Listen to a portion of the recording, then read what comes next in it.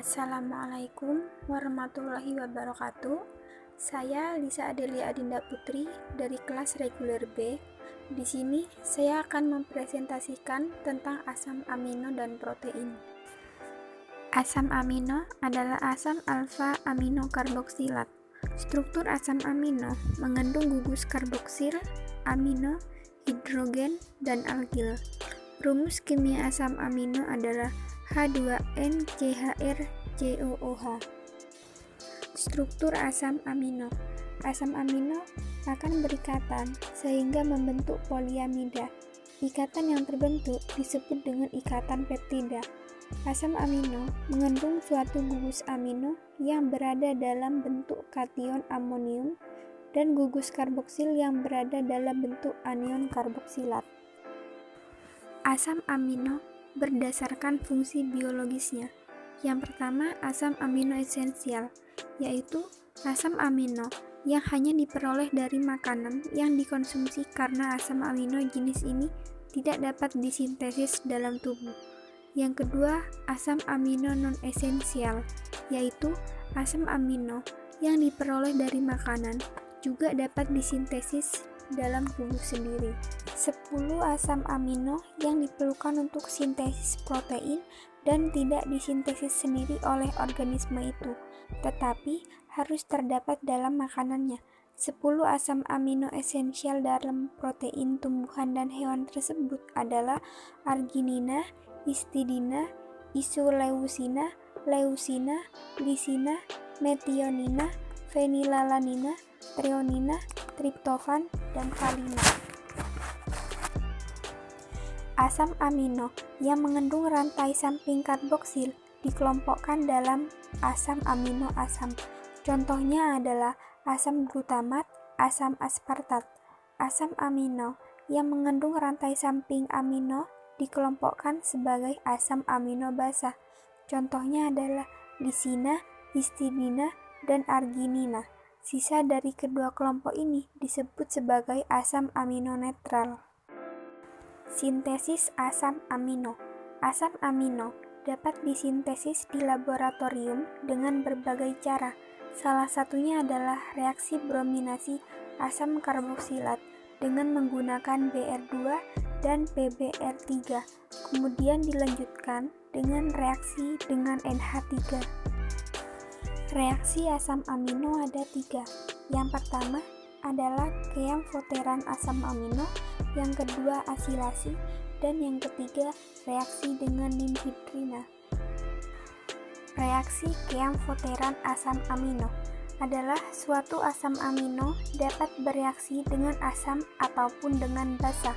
Masing-masing akan menghasilkan suatu kation atau suatu anion. Yang kedua asilasi. Asilasi gugus amino dengan suatu halida asam atau anhidrida asam akan menghasilkan amida. Yang ketiga, reaksi dengan ninhidrina. Reaksi dengan ninhidrin digunakan sebagai uji bercak senyawa asam amino pada kertas kromatiografi. Asam-asam amino bereaksi dengan ninhidrin untuk membentuk produk yang disebut ungu Ruherman. Selanjutnya, peptida. Peptida dan protein adalah polimer yang terbentuk dari satuan asam amino melalui ikatan peptida antara suatu gugus alfa amino dari satu asam amino dan gugus karboksil dari asam amino lain. Protein. Protein adalah suatu polipeptida yang tersusun dari banyak asam. Protein merupakan molekul yang sangat vital untuk organisme yang terdapat di semua sel. Protein dikelompokkan berdasarkan tugas dan fungsinya, terbagi menjadi 3, yakni protein serat, protein globular, dan protein konjugasi. Protein serat disebut juga protein struktural yang bertugas membentuk kulit, otot, pembuluh darah, dan rambut. Protein-protein pembentuk diantaranya 1. Kolagen yang bertugas membentuk jaringan penyambung, elastin yang membentuk urat dan pembuluh darah, keratin yang membentuk rambut dan kuku. Protein globular adalah protein larut. Kelompok protein ini adalah albumin yang terdapat telur dan serum, globulin terdapat dalam serum, histon terdapat dalam jaringan kelenjar dan bersama dengan asam nukleat, rotamina yang berhubungan dengan asam nukleat. Contoh dari protein globular adalah hemoglobin atau bagian dari eritrosit yang bertanggung jawab atas pengangkutan oksigen dalam aliran darah. Protein konjugasi adalah protein yang berhubungan dengan suatu bagian non-protein, misalnya gula yang mempunyai berbagai fungsi dalam seluruh tubuh. Contoh yang termasuk dalam kelompok ini adalah nukleoprotein yang bersenyawa dengan asam nukleat, mukoprotein, dan glikoprotein yang berhubungan dengan karbohidrat. Yang ketiga, lipoprotein yang berhubungan dengan lipida, fosfogliserida, atau kolesterol. Denaturasi protein. Protein dapat mengalami denaturasi yang mengakibatkan hilangnya sifat biologis dari protein. Denaturasi adalah rusaknya ikatan hidrogen dan gaya sekunder lain dalam protein, sehingga menyebabkan hilangnya sifat-sifat struktur yang lebih tinggi. Faktor-faktor yang menyebabkan denaturasi. Yang pertama adalah perubahan temperatur, yang kedua perubahan pH, yang ketiga deterjen, yang keempat radiasi, dan yang kelima zat pengoksidasi atau reduksi. Enzim.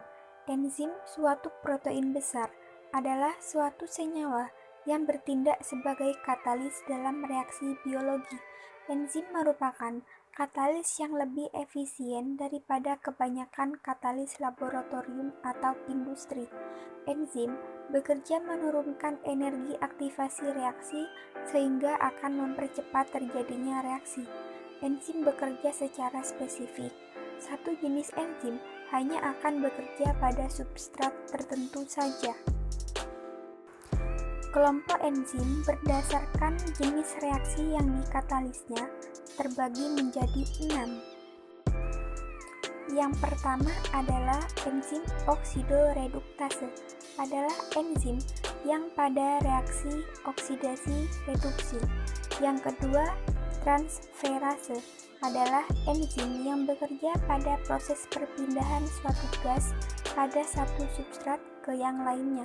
Yang ketiga, hidrolase, adalah enzim yang bekerja pada reaksi hidrolisis amida, ester, dan substrat sejenis. Yang keempat, enzim lease, adalah enzim yang bekerja pada reaksi eliminasi dan adisi molekul kecil seperti H2O dari dan terhadap substrat.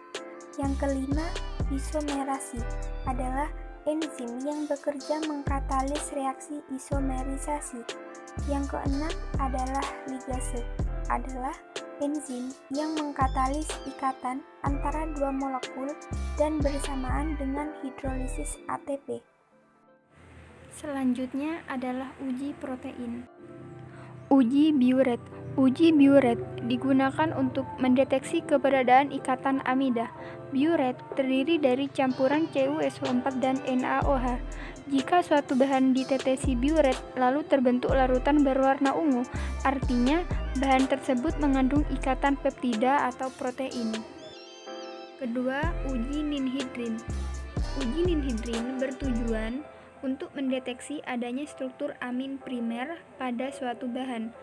Sama seperti uji biuret, jika positif, maka larutan sampel akan berwarna ungu. Yang ketiga adalah uji Milon.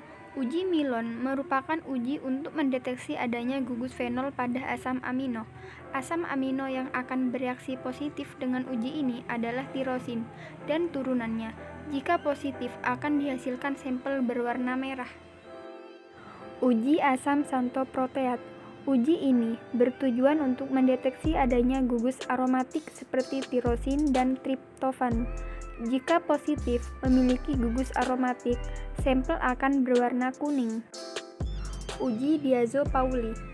Uji Diazo Pauli bertujuan untuk mendeteksi adanya gugus triptofan dan histidin. Jika positif, sampel akan berwarna merah diazon. Uji PB sulfida. Uji ini digunakan untuk mendeteksi adanya sulfur di dalam asam amino. Contohnya asam amino sistein dan metionin. Jika positif, sampel akan membentuk endapan hitam PB sulfida. Sekian presentasi dari saya. Terima kasih. Wassalamualaikum warahmatullahi wabarakatuh.